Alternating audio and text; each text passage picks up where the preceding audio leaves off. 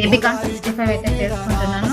Baby corn అయితే first boil చేసి పక్కన పెట్టుకున్నాను. బేబీకార్న్ అలాగే ఉప్పు, టేస్ట్ తగినంత 1 టేబుల్ స్పూన్ కారం, 1 టేబుల్ స్పూన్ ధనియాల పొడి, అలాగే ఒక 1/2 టేబుల్ స్పూన్ పసుపు, 1 టేబుల్ స్పూన్ కార్న్ ఫ్లోర్, అలాగే 1/2 టేబుల్ స్పూన్ గరం మసాలా, ధనియాల పొడి 1 టేబుల్ స్పూన్, అలాగే 1 టేబుల్ స్పూన్ బియ్యం పిండి. మొత్తము ఫుడ్ కలర్ ఆప్షన్ అనుకోండి, మీరు కావాలంటే వేసుకోండి. నేను మొత్తం మిక్స్ చేసుకున్నాను. అల్లం వెల్లుల్లి పేస్ట్ 1 టేబుల్ స్పూన్ మిక్స్ చేసుకున్నాము.